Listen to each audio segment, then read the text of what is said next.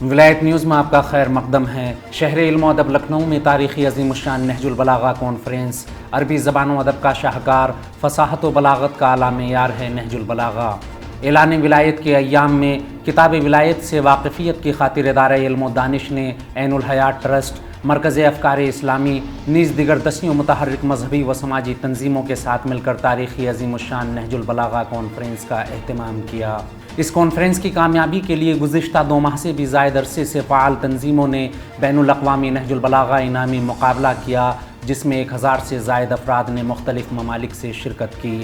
اس بین الاقوامی انعامی مقابلے میں ہندوستان سے نمایاں کامیابی حاصل کرنے والوں میں کشمیر سے شازیہ شفیع نے دوسرا اور بنارس سے نازیہ فاطمہ نے تیسرا مقام حاصل کرتے ہوئے بالترتیب 15,000 روپے اور 10,000 روپے انعام کے طور پر حاصل کیے۔ 9 جولائی کو شب میں وقت کی پابندی کے ساتھ کانفرنس کا باقاعدہ آغاز مولوی اعجاز حسین متعلم جامع امامیہ تنظیم المکاتب نے دل نشین آواز میں تلاوت کلام ربانی سے کیا۔ نعت سرور کائنات جناب مائل چندولوی نے پیش کی۔ اس کے بعد مہمان علماء و مقررین نیز شورائے کرام کی خدمت میں مومنٹو پیش کیا گیا۔ دیوبند سہارنپور سے تشریف لائے مولانا سید محمد سعید نقوی نے نظامت کرتے ہوئے کانفرنس کے مقرر جناب آنندہ سرکار کو دعوت سخن دی۔ غیر مسلم ہونے کے باوجود انہوں نے وسیع رسول حضرت علی علیہ السلام کے سلسلے میں جو بیان کیا، اسے سن کر سینکڑوں کی تعداد میں موجود حاضرین وجد میں آ گئے۔ انہوں نے بیان کیا کہ میں خوش قسمت ہوں کہ آپ جیسے حضرت علی کے عشاق کے درمیان مجھے بولنے کا موقع ملا۔ حضرت علی علیہ السلام کا نام ذہن میں آتے ہی علم، عدالت اور حکمت جیسے الفاظ نگاہوں میں دوڑنے لگتے ہیں۔ نہج البلاغہ میں حضرت علی علیہ السلام نے الہیات اور علم کے ساتھ ساتھ عدل کے نفاذ کی بات کی ہے۔ سورج اور زمین کے درمیان دوری کا جب آپ سے سوال ہوا تو آپ نے 1400 سال پہلے اس کا جواب دیا۔ نہج البلاغہ سے بعض اقتباسات کو اپنے مخصوص انداز خطاب سے پیش کرتے ہوئے محترم آنندہ سرکار نے فضا کو معطر کر دیا۔ اس کے بعد نونہالان قوم نے نہایت نظم و ضبط کے ساتھ اپنے اساتذہ کی بہترین تربیت کا ثبوت دیتے ہوئے عربی زبان میں مولا علی علیہ السلام کے سلسلے میں قصیدہ پڑھا، جس پر ہر سو سبحان اللہ کی آواز سنائی دے رہی تھی۔ اس کے بعد کانفرنس کے ناظم محترم نے نظم و نثر کے حسین امتزاج کے ساتھ نور فاؤنڈیشن کے سربراہ حضرت مولانا مصطفیٰ مدنی کو دعوت دی، جنہوں نے بہت ہی خوبصورت انداز میں نہج البلاغہ اور حضرت علی علیہ السلام کے سلسلے میں بہترین مطالب بیان کرتے ہوئے فرمایا کہ عربی زبان و ادب کا شاہکار، فصاحت و بلاغت کا اعلیٰ معیار، قوت بیان کا نادر نمونہ نہج البلاغہ پر لب کشائی میرے لیے بڑی سعادت ہے۔ نبوت کے چشمہ صافی سے سیراب ہونے والے در نایاب کی جتنی بھی تعریف کی جائے کم ہے۔ حضرت علی علیہ السلام کو اللہ سبحانہ و تعالیٰ نے بیان و حکمت کا جو خزانہ دیا تھا، اس کی جھلک نہج البلاغہ میں دکھتی ہے۔ مولانا مصطفیٰ مدنی نے اضافہ کیا کہ حکمت و معزت سے لبریز عربی زبان و ادب کے خوبصورت گلدستے کا نام نہج البلاغہ ہے۔ اسرار نبوت کا رازداں جب لب کشائی کرے تو اس سے موتیوں کی کیسی بارش ہوتی تھی، یہ اگر جاننا ہے تو نہج البلاغہ کا مطالعہ ضروری ہے۔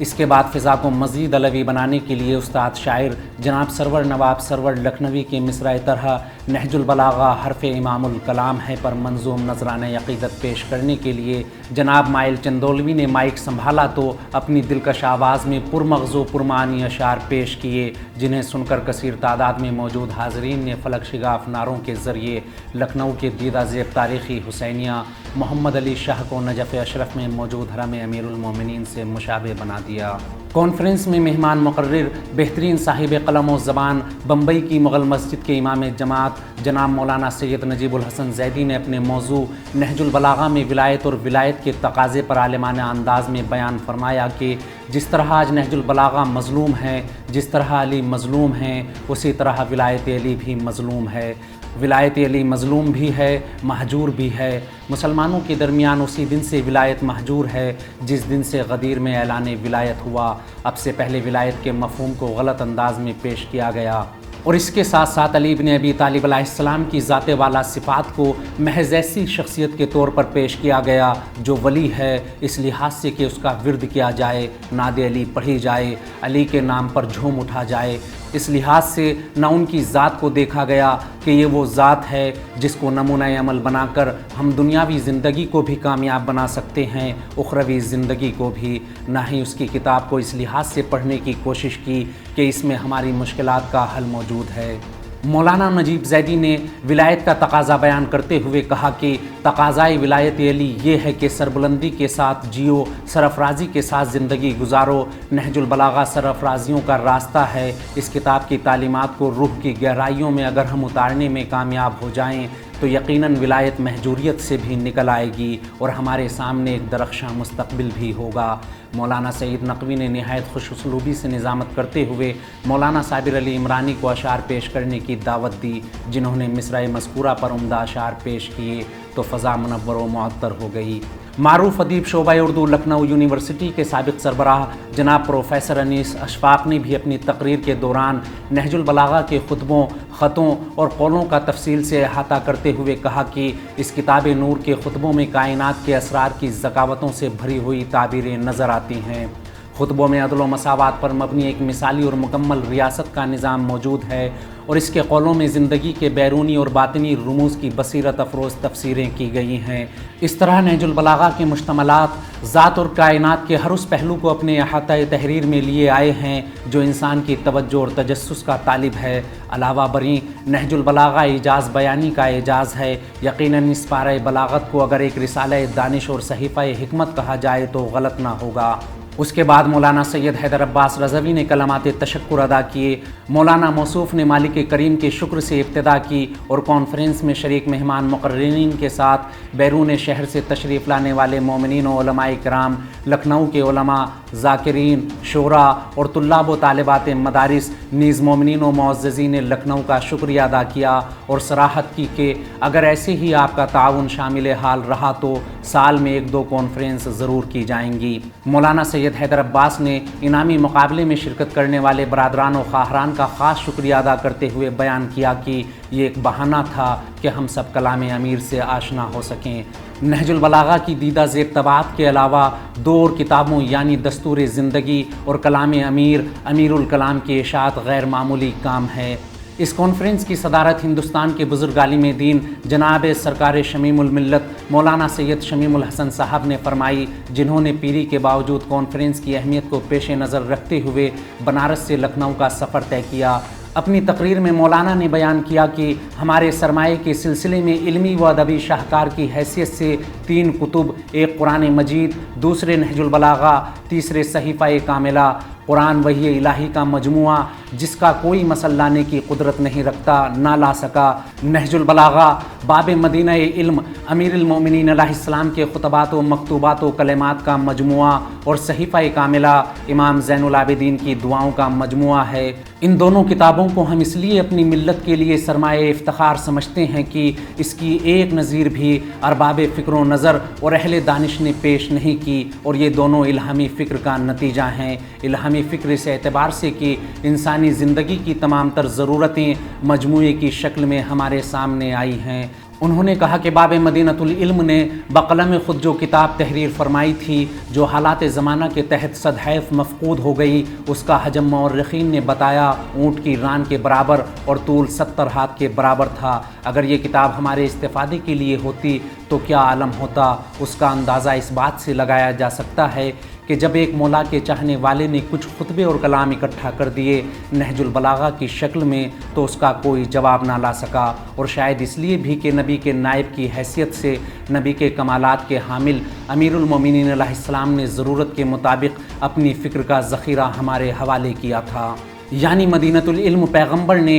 اپنے عہد میں حدود مملکت اور سرحدوں کے حدود کی توسیع کی فکر نہ کی، بلکہ افکار کی حد کو توسیع دے کر ایک مکمل دین اور شریعت ہمارے حوالے کیا۔ حضور اکرم کے بعد لوگ حدود کی توسیع میں لگے تو قبیلہ پرستی سامنے آئی، لیکن جب امیر المومنین کا دور آیا تو انہوں نے سابقہ سیرت کو نظر انداز کرتے ہوئے فتوحات کے بجائے فکری توسیع کا کام اسی انداز سے کیا جو نبی اکرم نے اپنا وطیرہ بنایا تھا۔ نہج البلاغہ سن 400 ہجری کے آخری حصے میں مرتب ہوئی، مگر ایسا نہیں کہ گزشتہ 4 صدی میں مولائے کائنات کے فرامین اور خطبات پائے نہیں جاتے تھے۔ چند عرفا نے متفرق طور پر مولائے کائنات کے خطبات اور کلمات کو جمع کیا تھا، انہیں نقل کیا تھا۔ ہاں، یہ کتابی شکل میں ہمارے ہاتھوں میں موجود نہیں تھا۔ شاید اس کی وجہ یہ ہو، جیسا کہ بعض مورخین اور صاحبان نظر و تحقیق نے لکھا ہے کہ سن 96 ہجری کے عالم نے یہ ذکر سب سے پہلے خطبے کی شکل میں پیش کیا۔ اس سلسلے میں محقق بصیر رضا لائبریری کے سابق ڈائریکٹر جناب عز الدین نے اپنی تحقیق کی بنا پر یہ لکھا کہ 40 علماء نے متعدد مقامات پر مولائے کائنات کے اقوال کو یکجا کیا ہے۔ 96 ہجری سے قبل شاید علماء اس لیے مولائے کائنات کے کلام کو جمع نہیں کر سکے کہ اموی و عباسی حکومت میں مولائے کائنات کے چاہنے والے افراد کو چن چن کر قتل کیا جا رہا تھا۔ جب حالات سازگار ہوئے تب علامہ سید رضی نے اس کام کو انجام دیا۔ مولانا نے اپنی تقریر میں کہا کہ یہ پہلے علی کا ذخیرہ ہے، دوسرے علی نے صحیفہ کاملہ پیش کی جو دعاؤں کا مجموعہ ہے۔ مولائے کائنات کو اپنے دور حکومت میں مجمع سے خطاب کا موقع ملا، لیکن امام سجاد کے دور میں مجمع کو دور کر دیا گیا، منبر چھین لیا گیا، لہٰذا محراب میں بیٹھ کر دعا پیش کی۔ فرق اتنا ہے کہ خطبے میں متقی بننے کی تاکید کی جائے گی اور دعا میں خدا سے متقی بننے کی دعا کی جائے گی۔ یہ دونوں علمی ذخائر ہمارے لیے سبب افتخار ہیں۔ قابل ذکر ہے کہ لکھنؤ اور بیرون لکھنؤ کی مختلف سرگرم تنظیموں نے اس کانفرنس میں ادارہ دین و دانش عین الحیات ٹرسٹ کے ساتھ ساتھ اپنا کردار ادا کیا، جن میں طٰہٰ فاؤنڈیشن، اصلاح، الہی گھرانہ، حیدری ایجوکیشنل سوسائٹی، الحرا، بہجت الادب، عرش ایسوسی ایٹس، نبا فاؤنڈیشن، دین و زندگی، علماء اکبر پور و فیض آباد، ریاض القرآن کے علاوہ اودھ نامہ، ولایت ٹی وی، غازی چینل، گراف ایجنسی، گوہر ایجنسی، لائی وزاداری جلال پور وغیرہ خاص طور سے قابل ذکر ہیں۔ اس کانفرنس میں ویلنٹس ہاسپٹل نے ڈاکٹر محمد رضا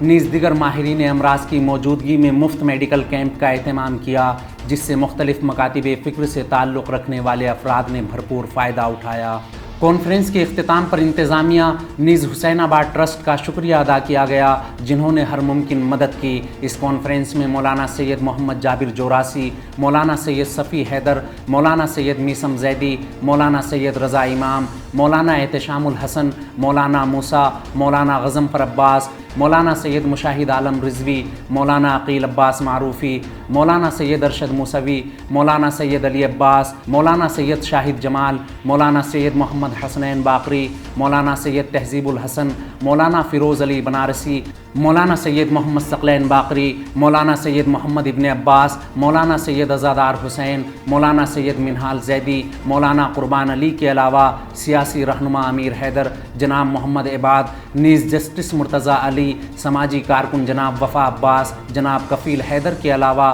طلاب جامعہ امامیہ، طالبات جامعۃ الزہرا، ڈاکٹر سید شبی حیدر، ڈاکٹر اجلال انیس وغیرہ خاص طور سے قابل ذکر ہیں۔ اس رپورٹ میں فی الحال اتنا ہی۔ قومی، بین الاقوامی اور عالم اسلام کی اہم خبروں سے باخبر رہنے کے لیے ولایت نیوز سے جڑے رہیے۔